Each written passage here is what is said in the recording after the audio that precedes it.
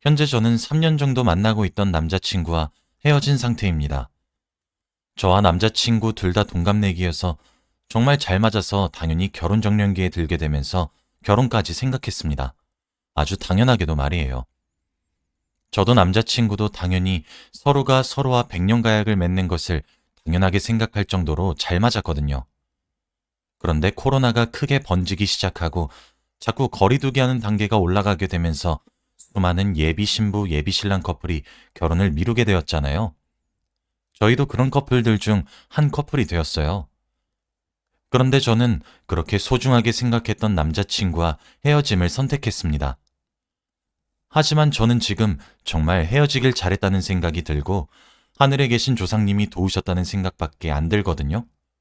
그런데 남자친구는 고작 그 정도 이유 가지고 파혼하자고 하는 거냐며 제가 너무 이상한 사람이라고 몰아가고 있습니다.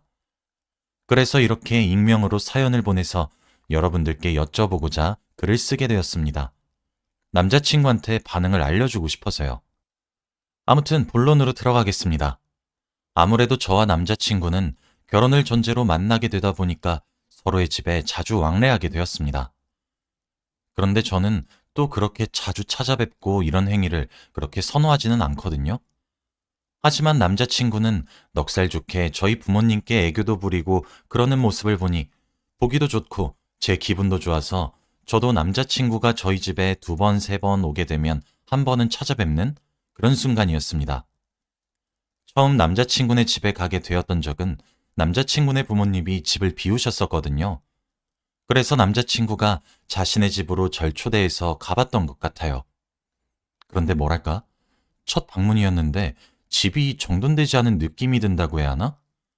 택배 상자 같은 것들도 거실 한켠에 쌓여 있고 집에서 약간 쿰쿰한 것 같기도 하고 시큼한 것 같기도 한 요상한 냄새가 나고 그랬었거든요. 그땐 남자친구네 부모님께서 집을 비우셔서 이러시는 건가 하고 넘겼던 것 같아요. 그런데 남자친구네 부모님이 집에 계실 때 놀러가도 그런 냄새들이 사라지지 않았고 여전히 집이 조금 어질러진 느낌이더라고요. 그때까지도 그냥 어머님께서 전업주부이시지만 살림 사는 것은 좀 대충 하시는 편인가? 하고 대수롭지 않게 여겼던 것 같습니다. 그땐 몰랐어요. 그저 집안일이나 이런 것들에 관심이 없으신 것으로만 알았지 위생관념이 없을 줄은 몰랐거든요. 그것도 그렇게 생각할 수밖에 없었던 것이 어머님께서 정말 멋을 엄청나게 내세요. 옷도 화려하게 입고 다니시거든요. 호피 무늬에 레이스 무늬에 화사하게 입고 다니시고요. 머리도 긴 머리에 웨이브 파마를 넣어서 다니세요. 주기적으로 미용실 가셔서 머리도 하시고 네일 아트도 받으십니다.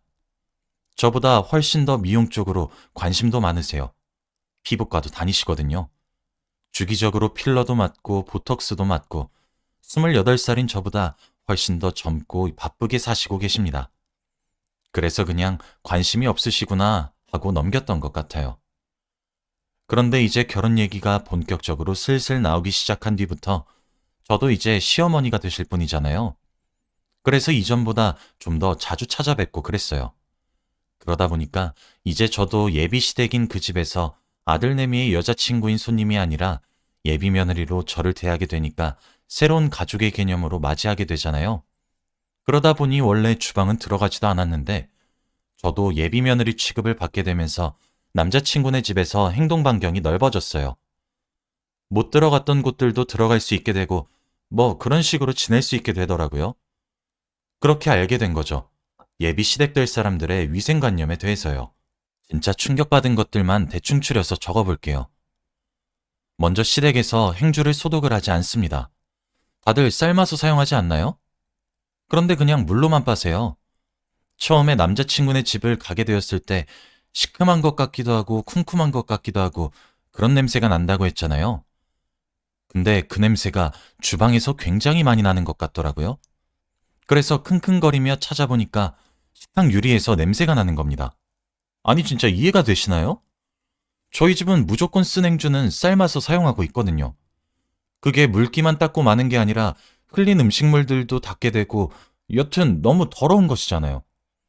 제가 유리에서 나는 냄새를 맡고 정말 기절초풍을 할 것 같아서 어머님께 행주를 달라고 했어요. 제가 식탁을 닦겠다고 말하면서요. 어머님이 기특하다는 듯 행주를 쥐어주는데 그건 행주가 아니라 이미 채소, 걸레로 보였어요. 그냥 일반적으로 쓰는 노란 천행주 있잖아요. 그게 색도 바랄 대로 바랬고 보풀도 일어나 있더라고요. 솔직히 행주가 불쌍해 보일 정도로 이젠 버려야 하지 않나 싶을 정도의 몰골이었는데 그 행주에서 정말 상상하기 힘든 냄새가 나서 진짜 죽고 싶어질 정도였습니다. 그리고 보통 싱크대에 설거지통 같은 것들이 있잖아요. 그릇들을 물에 불려서 씻으면 잘 지워지니까 물을 틀어놓고 거기에 그릇들을 담궈놓곤 하잖아요. 그런데 거기에 과일이 떠다니는 거예요. 어제 저녁으로 먹은 그릇들이 담겨진 그 설거지통에서요. 저는 진짜 이건 아니다라고 생각해서 어머님, 제가 설거지 미리 해놓을게요. 라고 말을 하면서 자연스럽게 설거지를 하기 위해 자리를 잡았어요. 그런데 설거지를 할 때 쓰는 퐁퐁이 없더라고요. 진짜 환장, 대환장을 노리시고 살면서 이렇게 사는 곳이 또 있을까 싶었습니다. 그래서 제가 어머님께 물었죠. 퐁퐁이 어디에 있냐고 말이에요. 그랬더니 어머님이 자기는 환경을 생각하는 사람이라서 친환경적으로 살기 위해 퐁퐁을 안 쓰신다고 하는 거예요. 아니, 그래서 퐁퐁을 안 쓰시는 것이라면 보통 친환경 주방세제라도 사용하지 않나요? 솔직히 제가 항상 여기에 와서 대접받았던 과일들이 전부 다 고춧가루가 동동 떠다니는 설거지통에 들어가 있었던 과일이라고 생각이 드니까 진짜 헛구역질이 절로 나오는데 정말 사람이 너무 당황스러우면 말을 잃게 되더군요. 거기서 끝이면 다행이죠, 진짜. 제가 멀뚱멀뚱 설거지를 하는 곳에 서 있으니까 어머님이 직접 와서 설거지를 하는데 설거지도 어떻게 하셨는 줄 아세요? 그냥 물에 헹궜어요. 휘휘 저어가면서.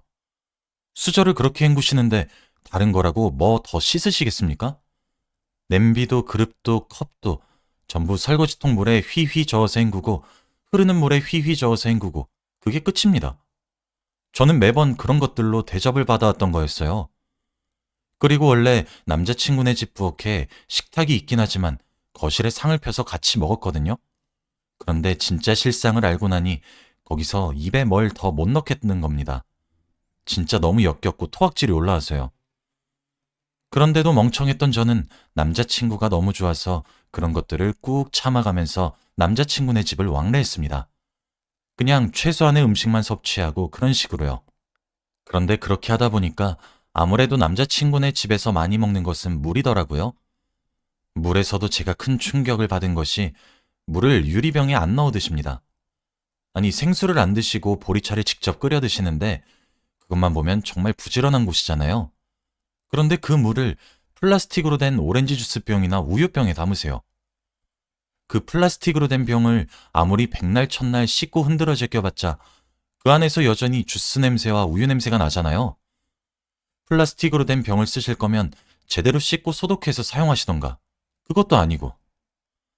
그러다 보니까 물에 우유 잔여물도 섞이고 주스 잔여물도 섞여서 진짜 형용하기 힘든 오묘하고 희한한 맛이 납니다. 세상에 이런 맛은 없다고 자부할 수 있을 정도예요. 그렇게 대충대충 살림하시니까 냉장고를 열어보면 묶여있는 까만 비닐봉지들이 진짜 너무 많아요. 건드릴 수도 없습니다. 뭐가 들어있을지 몰라서요. 이게 저희 같은 사람들은 그 지경이 될 때까지 방치하지도 않지만 만약 방치한다고 하더라도 그 정도쯤 되면 냉장고를 정리하잖아요. 그런데 안 하세요. 그렇다 보니 야채 같은 것들도 바깥에 실온 보관하시고요. 저는 파프리카에 곰팡이가 생긴 건 살면서 처음 봤을 정도니 말 다 했죠. 그런데 곰팡이가 생긴 부분까지 또 요리에 그대로 사용하십니다. 저 시댁에서 음식 먹은 날이면 항상 장염 증세가 나타났고 그중 2번은 식중독까지 왔어요. 이 정도면 말 다 했죠. 그래도 저는 정신 못 차리고 남자친구 하나만 보면서 참았어요. 제 남자친구는 깨끗하거든요. 그런데 제가 겁이 점점 나기 시작해서 어머님이 요리하시는 거 한 번씩 보면 진짜 놀라 자빠질 것 같아요. 야채 데친물 같은 것도 절대 버리지 않으시고요. 야채를 씻어서 사용하지도 않으세요. 생선이나 고기라고 별반 다르겠습니까? 진짜 사람이 단기간에 이런 어마어마한 모습을 보니까 너무 미칠 것 같은 거예요. 그런데 그 와중에도 남자친구를 제가 너무 사랑하고 있어서 못 헤어지고 있는 스스로가 미울 정도로 말이에요. 그러다 며칠 전에 결국 사단이 나고야 말았습니다. 아니 진짜 위생 상태가 그렇게 별로면 음식을 하면 안 되는 것 아닌가요? 와중에 꾸역꾸역 뭘 자꾸 해먹이려고 하는데 사람이 딱 미치고 환장할 노릇이더라고요. 그런데 며칠 전 그날도 저는 여전히 예비 시어머니의 부름을 받고 시댁으로 갔습니다. 그렇게 또 남자친구네 부모님과 저, 남자친구, 그리고 남자친구 여동생 5명이서 저녁을 먹기로 했어요. 저는 제 밥그릇에 이미 덜 씻겨진 고춧가루를 봐서 속이 안 좋다고 해야겠다고 이미 핑곗거리를 생각해놨어요. 그래도 한 입 정도는 먹어야 될 것 같아서 중앙에 있는 국을 한술 떠 먹는데 제가 무언가를 와그작 씹은 거예요. 이빨이 정말 나가는 줄 알았거든요. 그래서 읍 하면서 뺨을 쥐니 남자친구가 왜 그래? 뱉어, 뱉어 이러길래 저도 모르게 뱉었거든요. 진짜 돌이라도 씹은 줄 알았거든요. 그런데 정말 돌이더라고요. 차라리 돌이 나왔던 것 같기도 하네요. 제가 씹은 것은 어머님의 네일아트에 포인트로 박아놓은 플라스틱 보석 같은 거였어요. 새끼손가락의 손톱만한 크기고요.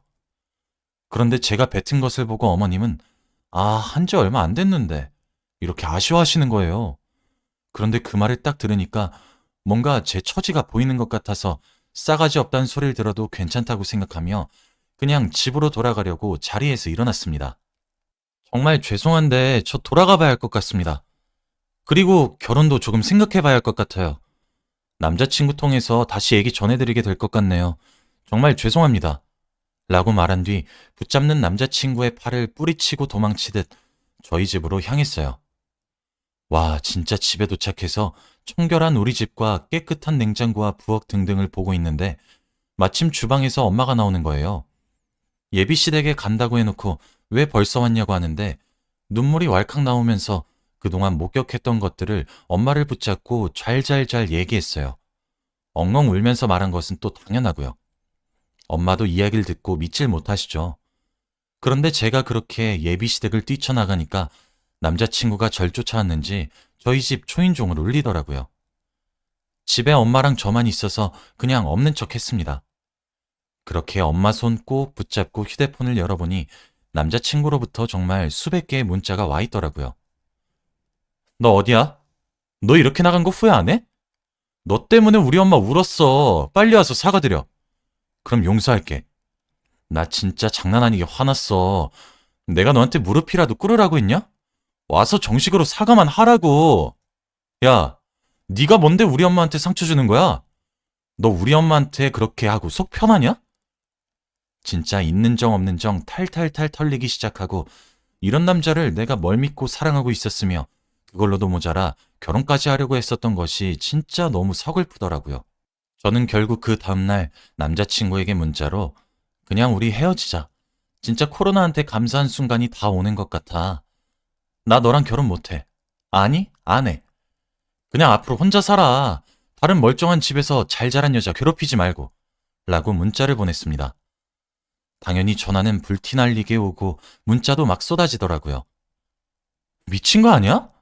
우리가 하루 이틀 만났냐? 너 이게 어디서 배워먹은 태도야? 일단 만나. 만나서 이야기해. 응? 답 좀 해줘. 결국 그렇게 집착하듯 쏟아지는 연락 폭탄에 저는 남자친구와 전화를 하는 것으로 합의했고 전화를 하게 되었어요. 민지야, 이렇게 헤어지는 건 아니지. 그리고 네가 우리 엄마한테 예의 없게 굴었는데 왜 네가 헤어지자고 해? 뭐가 문제인데? 뭐가 문제? 야, 적어도 너는 그렇게 말하면 안 되는 거지. 더러워서 헤어진다, 왜? 더러워, 더럽다고. 더러워서 너네 집안이랑 더 이상 엮이고 싶지가 않다고. 더러워서 미칠 것 같다고. 그냥 살림을 하시는 것도, 음식을 하시는 것도 그 과정도 전부 더러워. 더러워서 미칠 것 같다고. 진짜 누가 그렇게 비위생적으로 살아? 진짜 그러다 없던 벽도 생길 것 같아. 너 진짜 말 가려서 해. 진짜 너랑 2번 다시 엮이고 싶지 않아. 더럽다고. 너네 집에서 밥 먹고 식중독만 2번 걸렸어. 야, 그건 네가 몸이 약한 건데 왜 우리 엄마 탓을 해? 하긴 네가 그런 집안에서 그런 걸 먹고 자라니 튼튼하지 않고서야 어떻게 아직 안 죽고 살아있겠니? 어차피 너한테 이해 따위 바라지도 않았고 난 너랑 헤어질 거야. 연락하지 마. 그렇게 서로 언성을 높여서 대화한 것을 마지막으로 헤어졌습니다. 그런데 그 이후 매일 하루에 한 통에서 5통 정도의 장문의 문자가 와요. 내용을 간추리면 제가 너무한 것이고 예의가 없는 사람이라고 비난하는 말들 투성입니다. 그런데 그 부분은 저도 일부는 인정합니다. 헤어지는 과정에서 아무리 제 기준의 엉망이라고 해도 남자친구네 부모님인데 비하의 발언을 한 것도 잘못이란 생각이 들고 3년이란 시간이 무색하게 예의 없이 헤어진 것은 저도 인정합니다. 그런데 제가 오죽했으면 그랬겠어요? 진짜 더 이상 엮이기도 싫고 남자친구 얼굴만 떠올려도 속이 메스꺼리고 울렁거려요. 진짜 매일 집에서 초파리나 하루살이 같은 날벌레들이 득실득실거리고 형용하기 힘든 냄새가 나고 그런 곳이 제 시댁이 될 거라는데 제가 그걸 왜 감수하냐고요. 왜 옛날에 TV 보면 먹거리 엑스파일이었나? 위생 상태가 불량한 가게들 나오는 프로그램이 있었잖아요. 착한 밥집, 나쁜 밥집 이러면서요. 저는 남자친구네 어머님이 만든 음식으로 한 끼 먹을 바엔 거기 나오는 나쁜 밥집 음식으로 세 끼 때울 수 있습니다. 그리고 그게 위생상으로 더 나을걸요?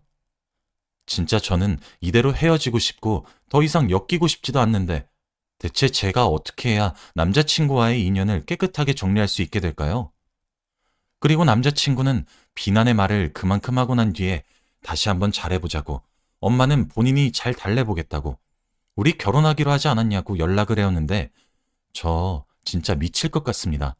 싫다고 그만 좀 해달라고 답을 보내면 저보고 그딴 식으로 살지 말라고 해도 너무한다고 연락이 옵니다.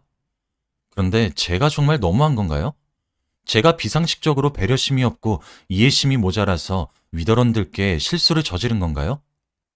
이쯤 되니 저도 뭐가 맞는 건지 몰라서 이렇게 여쭤봅니다. 여러분들이 들으시기에도 제가 답이 없을 정도인가요? 만약 여러분들이 생각하기에 제가 그렇게 느껴지신다면 저도 남자친구네 어머님께 정식으로 사과드리려고 합니다. 그렇다고 남자친구와 다시 만나거나 하진 않을 겁니다. 다시 만나기엔 제가 비위가 너무 약해서요. 제가 잘했든 잘못했든 헤어지는 건 똑같이 제 마음대로 헤어질 건데 제가 사과를 해야 하는 거라면 사과는 정식으로 드리고 싶은 마음입니다. 하지만 제가 옳다고 생각하시는 분들이 계시다면 제가 남자친구에게 뭐라고 한 방 먹여야 조용히 끝낼 수 있을지 조언 좀 해주시길 부탁드려요. 아직 어려서 그런지 아니면 이런 경우가 처음이라 그런지 정말 당혹스러운 하루의 연속이네요. 여기까지가 제 이야기였고요. 긴 이야기 들어주셔서 정말 감사합니다. 여러분들의 많은 의견 기다릴게요. 그리고 여러분들은 이런 사람 만나지 않길 바랍니다. 감사합니다.